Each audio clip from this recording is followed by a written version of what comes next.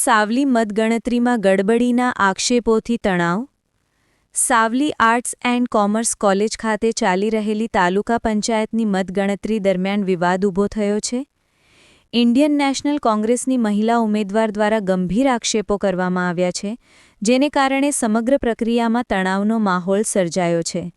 ગાંગડિયા તાલુકા પંચાયત બેઠક પરથી કોંગ્રેસના ઉમેદવાર પ્રેમિલાબેને આ આક્ષેપ કર્યો છે કે મતગણતરી દરમિયાન ઈવીએમ મશીન ગુમ થઈ ગઈ હતી. તેમનો દાવો છે કે લગભગ 1.5 કલાક સુધી ઈવીએમ ઉપલબ્ધ ન હતી, જે મતગણતરીની પારદર્શિતાને લઈને સવાલો ઊભા કરે છે. તેમજ તેમણે વધુમાં આક્ષેપ કર્યો કે તાલુકા પંચાયતની મતપેટીની બદલે જિલ્લા પંચાયતની મતપેટી ગણવામાં આવી હોવાનું સામે આવ્યું છે, જેને કારણે ગડબડની શક્યતા વ્યક્ત કરવામાં આવી રહી છે.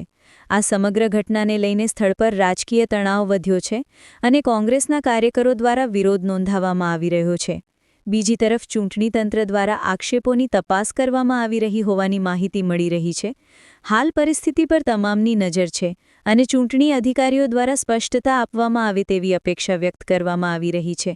રિપોર્ટર અંકિત પરમાર, સાવલી.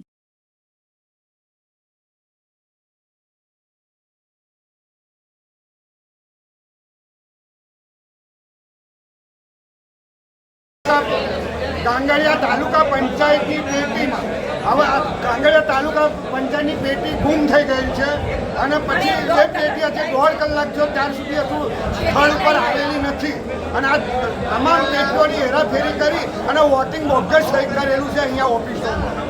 તાલુકા પંચાયતની જગ્યાએ કઈ પેટી ગણાઈ છે?